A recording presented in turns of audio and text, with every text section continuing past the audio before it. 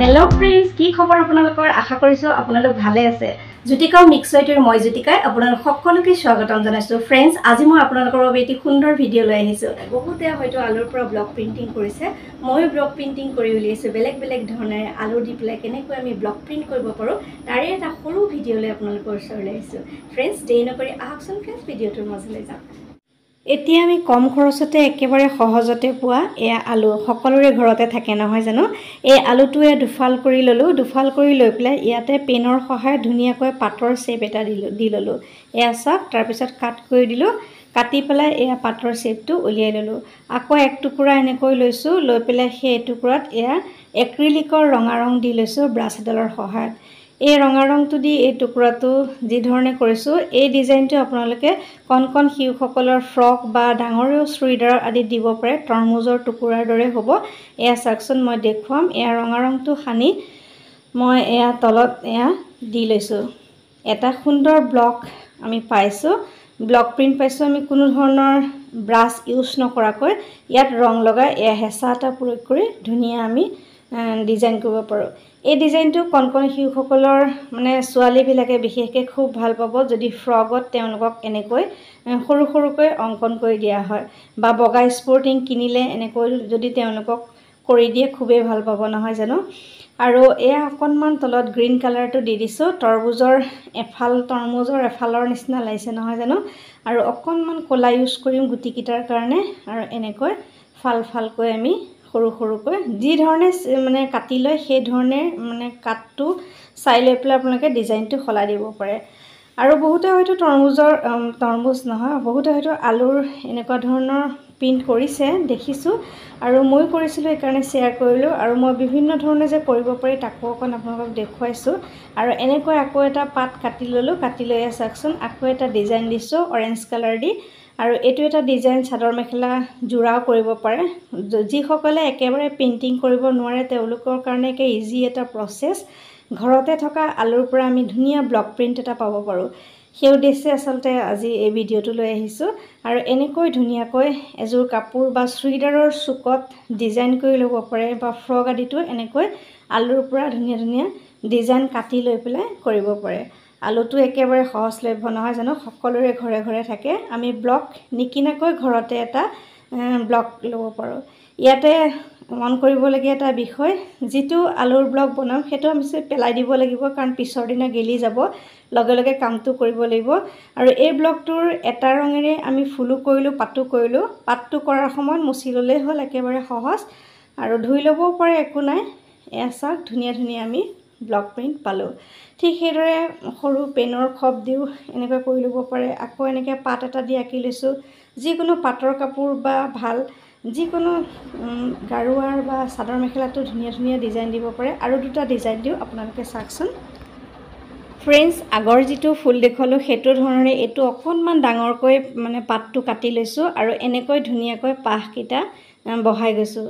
অকণমান খালি ধ্যান দি কৰিব যাতে ৰংটো বেলেগত লাগি নাযায়। আগটো যিমান ধুনীয়াকৈ কাটিব তিমান ধুনীয়া হ'ব। আগটোত ৰং লগা নাছিল কাৰণে মই ব্ৰাছ দি আকৌ কৰি দিছোঁ। ব্ৰাছ নলগোৱাকৈও হ'ব, চাবচোন কিমান ধুনীয়া হয়। এনেকৈ এটা নতুন একো নকাকৈ বা কোনেও ৰং কৰিবলৈ কোনো দৰকাৰ নোহোৱাকৈ চাওকচোন লগাই দিলোঁ আৰু লাগি গ'ল। এনেকৈ ধুনীয়াকৈ ডিপ টু লাইট কৰি পেলাই আপোনালোকে যিকোনো এযোৰ কাপোৰ কৰি উলিয়াব পাৰে, বা টেবুল ক্লথ বা পিল' কভাৰ, কুশ্বন কভাৰ আদি বিভিন্ন ধৰণৰ কাম কৰিব পাৰে, বা বেডশ্বীট বনাব পাৰে। ঘৰতে থকা আলুৰ পৰাই একেবাৰে ৰং কৰিব নজনাসকলেও এনেকৈ ধুনীয়া ধুনীয়াকৈ ফেব্ৰিক প্ৰিণ্টিং কৰি ল'ব পাৰে। আৰু পাতখিনিও তেনেকৈ কৰিলোঁ, য'ত বিশেষ লগা নাছিল ব্ৰাছ ইউজ কৰিছোঁ। আৰু ক'ৰবাত যদি অকণমান বেয়া হয় ব্ৰাছ দি মিলাব পাৰে। আৰু ইয়াতে এনেকৈ এয়া পাত দি দিছোঁ, এটা নিউ লুক হ'ল। আকৌ এটা তেনেকৈ আলু কাট কৰি পেলাই আকৌ এটা ডিজাইন কৰিম, চাবচোন। সেই একেটা পদ্ধতিৰে মই পাত আঁকি ল'লোঁ বেলেগ ধৰণে, অকণমান সৰু কৰি লৈছোঁ। আৰু এটা ডিজাইন এইটো গাৰুৱাৰত কৰিছোঁ। এনেকৈ ধুনীয়া ধুনীয়া ডিজাইন কৰি ল'ব পাৰে। এইটো এটা ডিজাইন কৰিছোঁ, এয়া চাৰিওফালৰ পৰা ধুনীয়া এটা ফুল হ'ল। ইচ্ছা অনুসৰি ফুলবোৰ এপাহ এপাহ কৰিও লৈ যাব পাৰে, বা লতা জাতীয় ফুলো কৰিব পাৰে। তেনেকৈ আপোনালোকে ধুনীয়াকৈ কৰি ল'ব পাৰে। তেনেহ'লে ফ্ৰেণ্ডছ,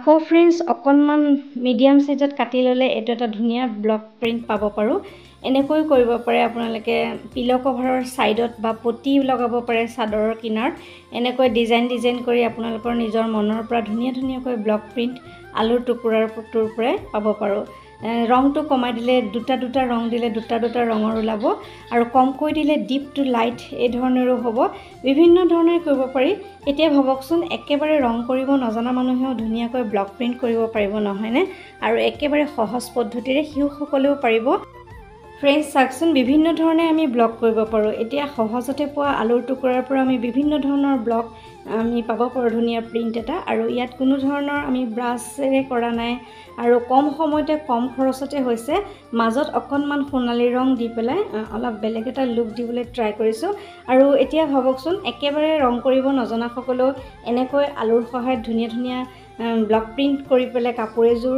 বা বিছনা চাদৰ বা যিকোনো কাম কৰিব পাৰে নহয়নে সৰু ল'ৰা ছোৱালীও আনকি এইটো কৰিব পাৰিব অকণমান খালি ধৈৰ্য লাগিব আৰু অকণমান লাহে কৰিব লাগিব স্কচ দিও কৰিব পাৰে বা ৰঙালাওৰ ওপৰৰ যিটো ঠাৰিৰ তলৰ যিটো অংশ সেইটো দিও কৰিব পাৰে আমি নিকিনাকৈ ব্লক প্ৰিন্ট এটা ধুনীয়া পাব পাৰোঁ তাৰে উদ্দেশ্যে আজি ভিডিঅ'টো লৈ আহিলোঁ আপোনালোকৰ কেনে লাগিল নাজানো যি ধুনীয়া কমেণ্ট এটা কৰিব যদি ভাল লাগিছে লাইক কৰিব